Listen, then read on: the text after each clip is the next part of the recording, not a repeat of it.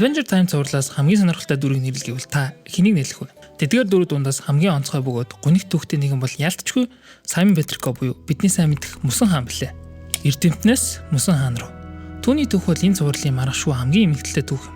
Тэрээр Мөсөн хаан болохоос өмнө, урт цагаан сахалтай болохоос өмнө, оцон шуудтай амьдарч гүнжүүдийг хулгайлж эхлэхээс хамаагүй өмнө түүнийг Саймон Петрко гэдэг байлаа. Та бидний мэдгээр Adventure Time-ийн үйл явдал Land of Wu буюу Wu гэх ертөнцид өрнөдөг. Харин Саймон бол тэрхүү сүрлээс өмнөх ертөнцийн хүн бөгөөд эртний идэл судлаач археологч байсан билээ. Түүний судалдаг зүйлс ихэнхдээ эртний артефактууд болон мартагдсан соёлын ирэмшлүүд байлаа. Тэр ч байтугай ичид их зүйлд оршдог гэдэгт итгэдэг нэгэн байсан бөгөөд хүмүүс түүнийг нэг их оншоодаггүй байсан ч ганц л бүсгүй түүнд итгэдэг байсан түүний сүдэцгүй Betty Croft байлаа. Betty түүний судалгааг үргэлж дэмжиж чин сэтгэлээсээ хайрладаг байсан тэдний амьдрал тутах зүйл үгүй аж аргалтайгаар аж төрж байсны илрэл юм. Харин нэг л өдөр Саймоны амьдрал орвонгороо эргэж өргөдөг. Скандинав руу явсан экспедицийнхээ үеэр Саймон улаан эрдний чулуугаар чимэглэсэн алтан титмийг олдог бөгөөд тэр титэм эртний үйл мэддэх маш хүчрхэг ид байлаа. Тэр гэртээ авчраад тоглоомоор зүүж өрхөв. Эхэндээ титэн зүгээр мэт байсан боловч гинтгэн Саймон сонин ашиж эхэлдэг. Тэрээр айж төгшиж зэрлэг авир гаргаж эхэлнэ. Betty энэ бүх өөрчлөлтийг хажуунаас нь харж аргаа барж байсан. Эцсүүлд нь Betty шаргалсан зүрхтэйгээр түүнийг орхин отоход хүргэдэг. Гэвч бодит түүнэн тэр хоёрын ойлгож байснаас ч том зүйл байлаа. Харин Саймонд яг юу болсныг бид бүрэн ойлгохын тулд 65 сая жилийн өмнөх рүү буцах хэрэгтэй болно. Цувралын Evergreen гэх ангид бид эртний мах бодууд буюу Elementals-ийн талаар олж мэддэг. Тэд бол мүс, гал, слайм, мөн чихэр гэх зүйлсийн суурь хүчийг илэрхийлсэн бодгалууд юм. Тэр 90 үеийн мөсөн мах бодыг Evergreen гэдэг байсан бөгөөд тэрээр хүчрхэг мөн сэхүүн нэгэн байлаа. Тэр үед дэлхийн ертөнцийн мөнхлийг авчирч каталист солиор дэлхийг чиглэн ирж байсан бөгөөд Evergreen үүнийг зогсоохоор зоригшуулдаг. Гэвч зорилгоо биелүүлэхийн тулд тэрээр зүүсэн эзнийхээ хамгийн ихээр хүсдэг хүслийг биелүүлэх шидэт титмийг бүтээдэг. Харин Evergreen титмээ өөрөө зүүж амжаагүй байтал түүний шав Гантер гэх бяцхан үлэг гүрэл өмнөөс нь зүүж орхино. Гантер багштай түүлийн хайртай бүр түншгэл хүчрэг нэгэн байхын мөрөөддөг байсан учраас титэм идэвчих үедээ Гантрийн хамгийн их хүсдэг зүйлийг хайж олсон ганц хүсэл нь Evergreen болох байсан юм. Титэм тэр хүслийг нь биелүүлж Гантер Evergreen-ийг эвдэрсэн хуваарлуулж хүрдэг. Оюун санаач тэр, бие махбодч тэр.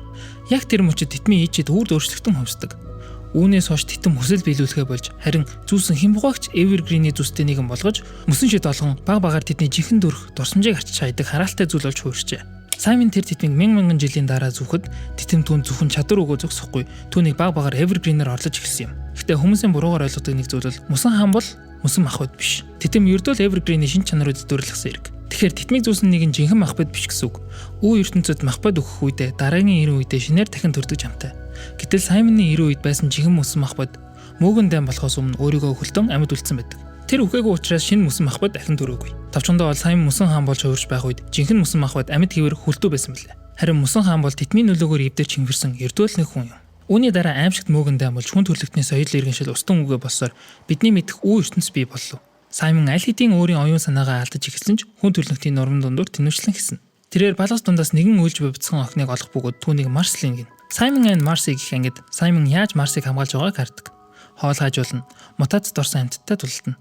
Марси ганцаардуулахгүйгээд Хэмбо гэх чихмэл багааг хүртэл өгдөг. Гэхдээ хамгийн үнэтэй нь Марсыг хамгаалахын тулд титмийн шидийг ашиглах бүрдээ тэр өөрийн оюун санаагаа баг багаар л алдсаар байдаг. Holly Jolly Secrets гэх ангид түүний хуучны бичлэгүүдээс тэр өөрийгөө алга болж байгааг мэдэрч байгаагаа бичин үлдээсэн байдгийг бид хардаг. Эцэст нь өөрийн ухаанаа бүрэн алдаж бяцхан Марсыг гэмтээхгүй гэсэн айцаасаа болж тэрээр амьдралынхаа хамгийн сэтгэл эмтрэм ижээдүрээ гаргана. Энэ нь Марсыг орхиж явах байлаа. Энэ бол Саймоны хувьд бусдын төлөө хийсэн хамгийн сүүлийн эрүүл сарвал үйлдэл байсан юм. 100 жилийн дараа титэм ажлаа бүрэн дуусгаж чаддаг. Саймон гэж одоо үгүй болсон. Түүний оронд ганцаардмал ухаан мот мөсөн хаан өөрийн хаан тулсад ноёлон сууна.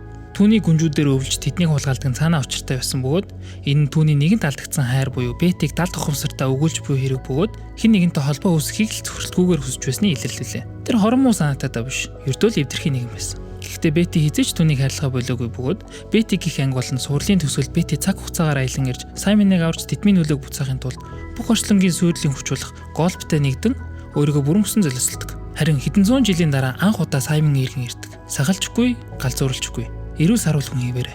Гэхдээ Бети тэнд байсангүй. Хэдий иргэн ирсэн Саймон зовсон хിവэр үлддэг. Учир нь тэрээр жинхэнэ хүн байсан хугацаанаас илүү урт удаан хугацааг мөсөн хаан болж өнгөрөөсөн тул түүнд шинэ амьдрал нь ямар ч утгагүй хоосон мэт санагдаж эхэлнэ. Саймон Петриков нь хорон санаатан болж дөрөөгүй. Иж эдийн мах бод болох тавиланч түүнд байгаагүй. Хувь тавилан түүнийг хизээч сонгоогүй. Тэр ердөө л эвдэрхий титэм зүүсэн сониуч эрдэмтэн байсан. Өөртөөгөө бүхнээ хамгаалахын тулд өөрийгөө бүр мөсөн алдсан нэг.